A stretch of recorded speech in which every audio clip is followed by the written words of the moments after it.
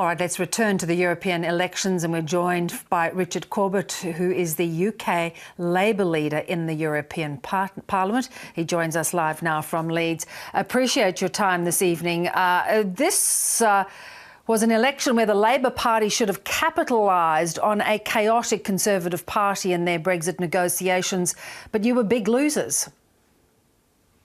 Yeah, it was a disappointing result for us. We hemorrhaged votes to the Green Party and to the Liberals, partly or largely really because our commitments, which we have in our manifesto to having a further public vote on Brexit, and a referendum if you like, was not sufficiently clear or well articulated. They had a much simpler message, and they took loads of votes from the Labour, what would normally be Labour supporters.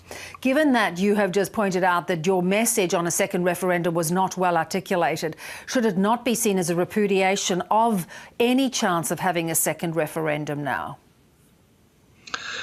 Well, not really, because if you look at the overall results of this election, although the so-called Brexit party, Nigel Farage's new party, won the most seats, the total number of votes for parties, in the plural, that support Brexit, his party, the old UKIP, and the Conservative Party, went down. They lost seats and they lost votes, whereas Remain supporting parties, supporting remaining in the European Union, all gained votes and gained seats. So there is clearly a swing in public opinion away from supporting Brexit to supporting remaining in the European Union. But that has not been the takeaway from this election. I mean, the headlines right around the world herald a victory by the Brexit party and the sense that now the British government must get on with it.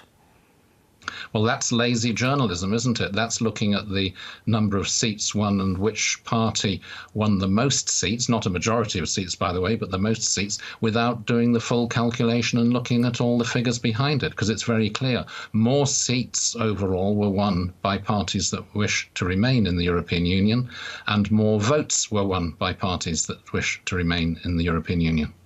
It is, though, again, a repudiation of both the Labour Party and the Conservative Party, effectively the only two that can possibly work their way through this mess. Well, don't put them on the same level. I mean, the Conservative Party, this is the first time in history that a governing party has been reduced to having only, 3 or 4 seats in the whole country in any kind of election. That is a humiliating defeat for the Conservative Party. Labour lost some votes and seats, that's true, but we know where they went and why, and we can rectify that by sharpening up our commitment to holding another referendum, or people call it a second referendum. It would actually be the first referendum on the actual Brexit deal, where people can vote on what has actually been negotiated. The Labour leader Jeremy Corbett said tonight that it must now go back to the people. Do you see? Indeed. Do you see that as a referendum? Are you hearing that as a referendum or an election?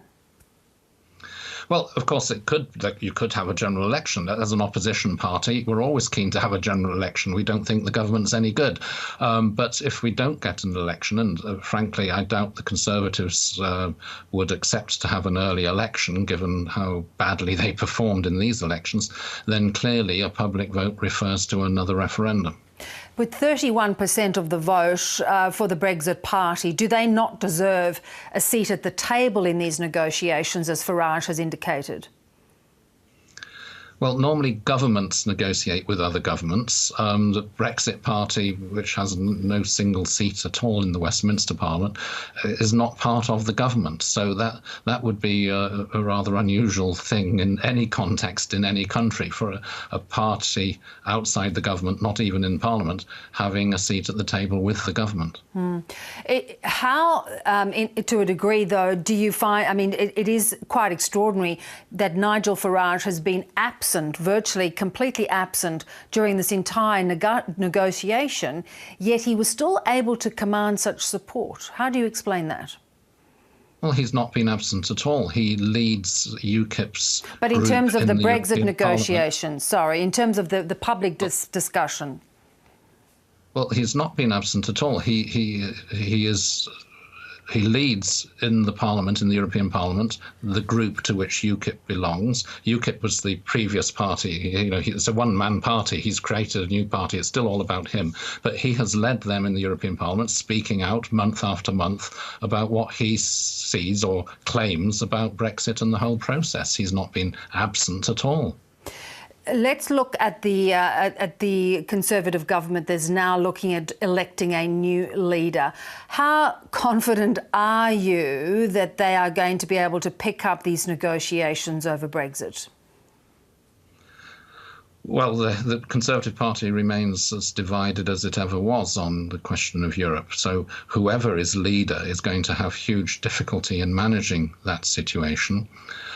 Some of the candidates for leader are even saying we will threaten to leave the European Union without a deal. Some actually want to leave without a deal, but usually they're saying tactically we have to threaten no deal to get a better deal. Well, frankly, that's like going into a negotiation and saying, give me what I want or I'll shoot myself in the head. That is a crazy strategy. Do you think Jeremy Corbyn is going to change tack with how he has approached these negotiations and potentially now sit down with the Conservative Party? Well, he tried sitting down with the Conservative Party. He made the offer back in September. Theresa May finally accepted it only after the original date for Brexit to have happened and after her deal was rejected 3 times by the House of Commons. Then she sat down 7 weeks ago with Jeremy Corbyn, but she was clearly not willing or not able, because her party wouldn't let her, shift at all on any issue of substance. So those negotiations came to nothing, and it's rather unlikely that any of the likely new leaders of the Conservative Party want to go down that road again. They're all saying that in their statements ahead of this election. And Richard, just briefly too, in terms of if there were to be an election, do you think the outcome of a general election would be very different from what we've seen in terms of European Union parliamentary elections? Well, it's a different electoral system for a start, and then also, of course, a government is at stake. So people will not vote in the same way as they did in these European elections. That's true. Nonetheless, that being said, the rise, the resuscitation, as it were, almost from their deathbed of the Liberal Democrats and the rise of the Green Party may well affect that general election. But then, on the other hand, the Conservative Party is as divided as ever and is shedding votes to Nigel Farage's party. So under our first past the post system, anything's possible. Good to talk to you, Richard Corbett. Thank you very much.